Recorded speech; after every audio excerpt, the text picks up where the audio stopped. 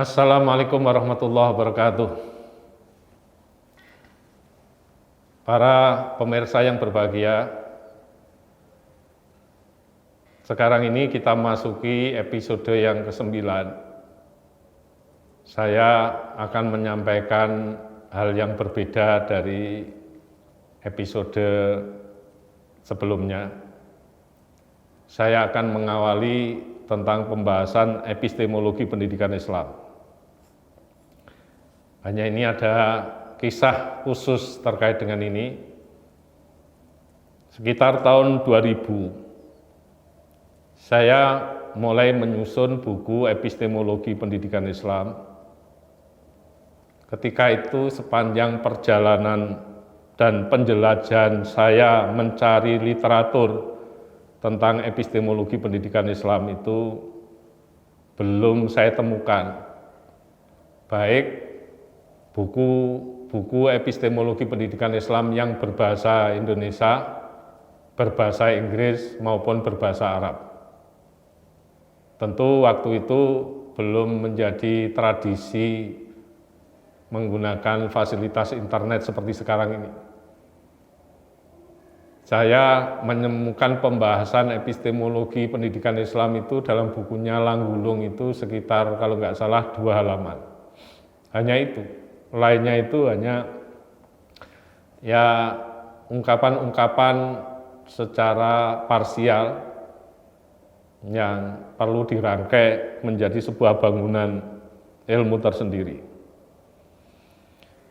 Karena itu penyusunan buku epistemologi pendidikan Islam ini diilhami oleh beberapa kenyataan atau pernyataan. Yang pertama, diilhami pengalaman mengajar filsafat pendidikan Islam sebagai fak saya di awal karir saya. Saya mengajar itu sekitar 10 tahun, ya hampir 10 tahun, termasuk di swasta.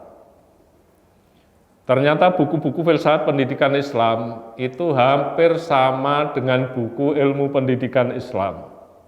Ini menjadi keluhan saya, keluhan para mahasiswa. Buku-buku filsafat pendidikan Islam tidak membahas epistemologi pendidikan Islam.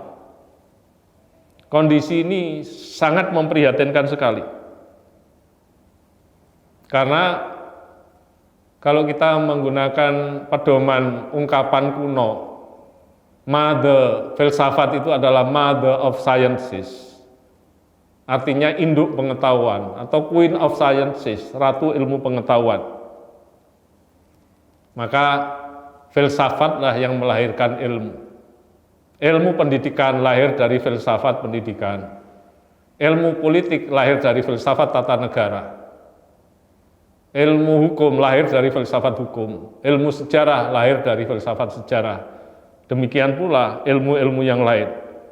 Kemudian saya berpikir, bagaimana mungkin pembelajaran filsafat pendidikan Islam, terutama di lingkungan PT-KIN maupun PT-KIS, ini mampu membentuk calon-calon pemikir pendidikan Islam, jika epistemologinya tidak mendapat perhatian. Jika epistemologinya belum dibangun, meskipun bangunan ilmu pendidikan yang terlahir tidak mungkin terlepas dari epistemologi pendidikan Islam. Bangunan ilmu pendidikan Islam tentu itu dimodali dari epistemologi pendidikan Islam, tetapi epistemologi pendidikan Islam itu belum dinarasikan, belum diformulasikan, dan belum dikonsepkan. Itu menjadi tanggung jawab moral dan intelektual bagi saya pada waktu itu, sehingga saya harus memulai menulis itu. Dan teriring dengan itu, saya pindah fak dari pemikiran, dari filsafat pendidikan Islam, karena kekecewaan saya terhadap buku-buku filsafat pendidikan Islam. Bahasanya masih sama dengan ilmu pendidikan Islam, hampir sama setidaknya, sehingga saya pindah ke pemikiran modern dalam Islam. Tetapi seiring dengan perpindahan itu, saya mewariskan satu buku, yaitu Epistemologi Pendidikan Islam, insya Allah ini buku ini mengawali keberadaan epistemologi pendidikan Islam di Indonesia. Kemudian yang kedua, diilhami oleh motivasi dan inspirasi epistemologis dari Al-Quran. Ada beberapa ayat Al-Quran yang memberikan dorongan dan inspirasi kepada umat Islam untuk membangun epistemologi dalam masing-masing bidang keilmuan, termasuk epistemologi pendidikan Islam. Ayat itu misalnya terdapat dalam surat Al-Ghasyiyah, mulai dari ayat 17 sampai ayat 20. Ya, misalnya, afala yanzuruna ilal ibli kaifa khuliqat wa ilas samai kaifa rufi'at wa ilal jibali kaifa nusibat wa ilal ardi kaifa sutihat, yang artinya kurang lebih, apakah mereka tidak memperhatikan bagaimana unta diciptakan, bagaimana langit ditinggikan, bagaimana gunung ditegakkan, dan bagaimana bumi dihamparkan. Ayat ini menurut hemat saya tidak hanya menunjukkan keadaan unta, langit, gunung, dan bumi, tetapi yang justru lebih ditekankan adalah bagaimana cara menciptakan unta, cara meninggikan langit, cara menegakkan gunung, dan cara menghamparkan bumi. Kata-kata kaifa itu memang mengharapkan dua jawaban, satu tentang keadaan, dan yang kedua adalah tentang cara. Ayat yang saya sebutkan tadi adalah menurut saya terkait dengan cara. Cara ini adalah kosakata yang dimiliki oleh epistemologi, di samping ada teknik, metode, kemudian mekanisme, prosedur, dan lain sebagainya. Itu kosakata yang dimiliki oleh epistemologi. Jadi pesan yang terdapat dalam ayat tersebut sesungguhnya adalah sebagai metode. Sedangkan metode itu bagian dari epistemologi.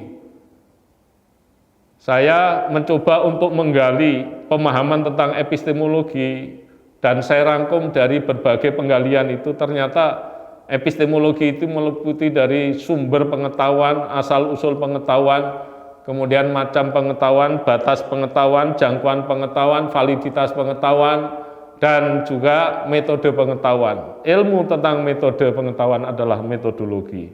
Metodologi dengan demikian anak kandung dari epistemologi. Dan epistemologi ini memiliki tugas khusus dalam mengembangkan ilmu pengetahuan. Ketika kita kembangkan, maka bisa menjadi bertugas mengembangkan peradaban dan kebudayaan, termasuk peradaban dan kebudayaan Islam, termasuk juga mengembangkan secara lebih spesifik pendidikan Islam.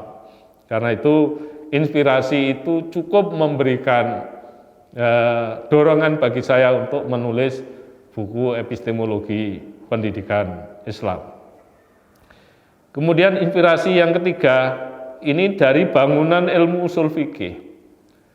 Sesungguhnya ilmu keislaman murni yang paling kaya metode atau bisa disebut sebagai pendekatan epistemologis itu adalah usul fikih.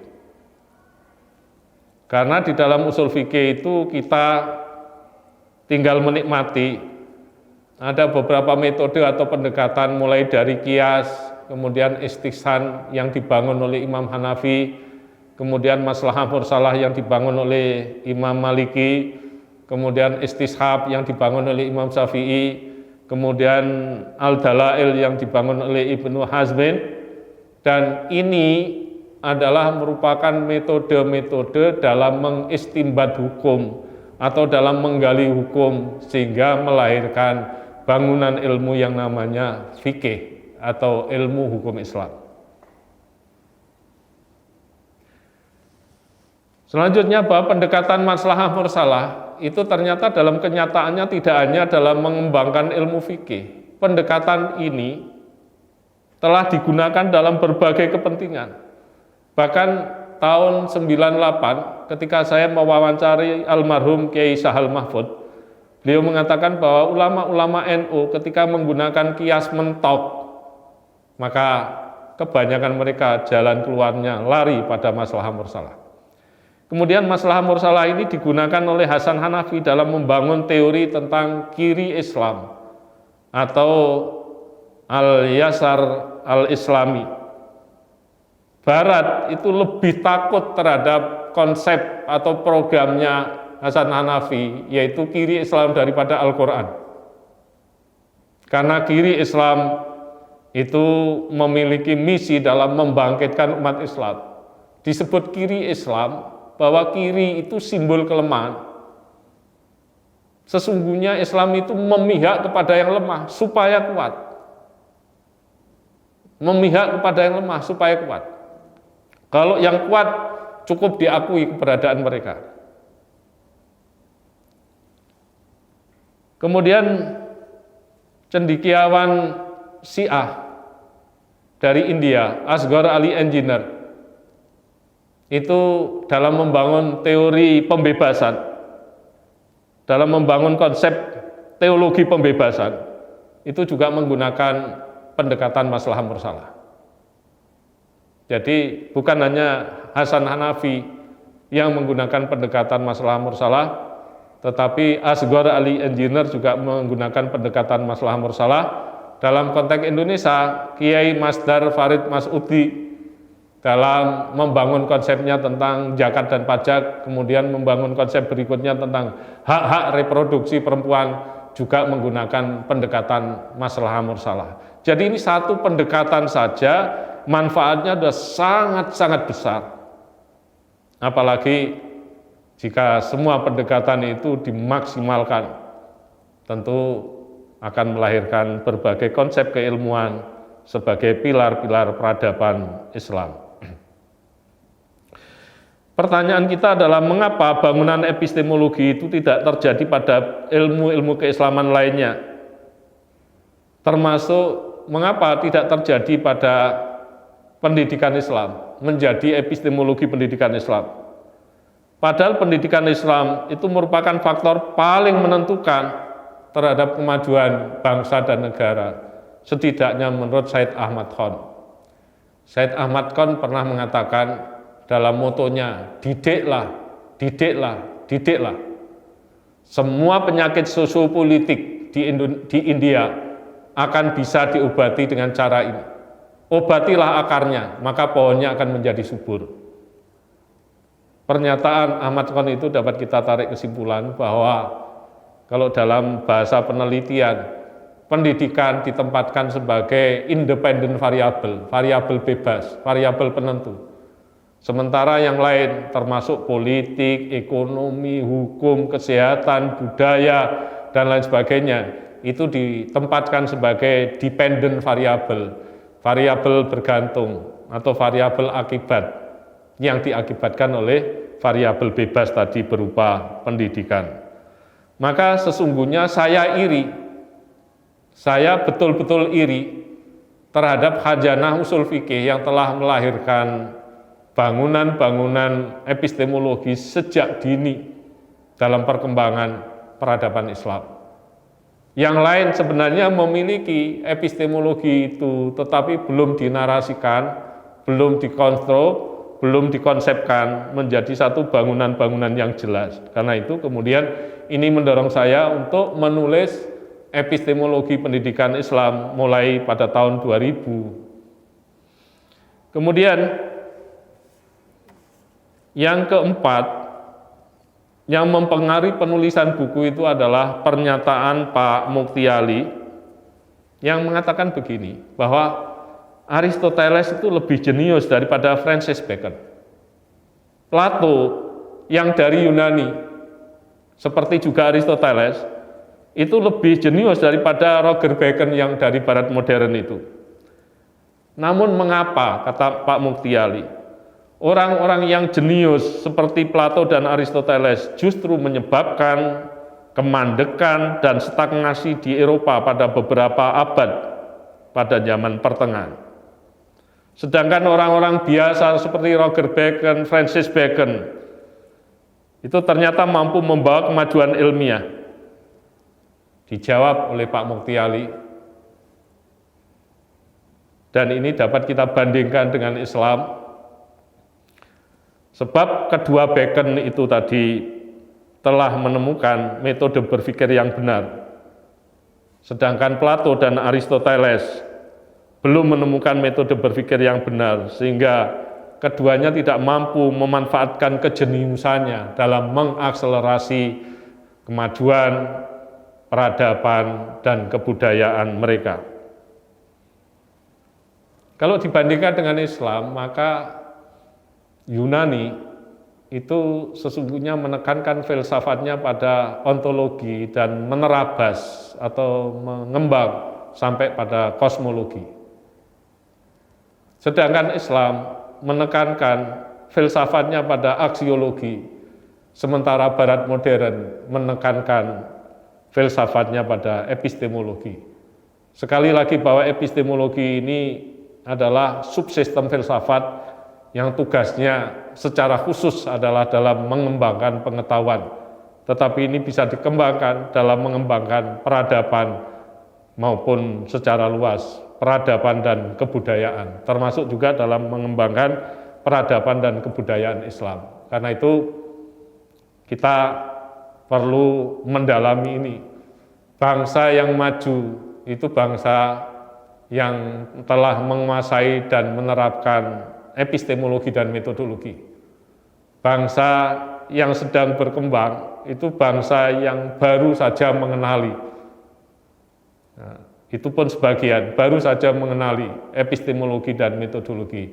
Sementara bangsa yang terbelakang, bangsa yang masih buta terhadap epistemologi dan metodologi. Maka pernyataan Pak Mukti Ali tentang perbandingan Aristoteles, Plato, keduanya mewakili Yunani, dengan Roger Bacon maupun Francis Bacon, keduanya mewakili Barat modern itu termasuk mengilhami terhadap semangat saya untuk menulis buku, menghadirkan sebuah buku, yaitu Epistemologi Pendidikan Islam yang saya tulis sejak tahun 2000 dan terbit tahun 2005 dari penerbit Erlangga, Jakarta. Demikian, mudah-mudahan ada manfaat yang bisa dipetik oleh para pemirsa sekalian, ya, mengawali pembahasan epistemologi pendidikan Islam, dan insya Allah kalau tidak ada perubahan khusus epistemologi pendidikan Islam akan saya lanjutkan 2 episode lagi. Demikian saya akhiri. Wassalamualaikum warahmatullahi wabarakatuh.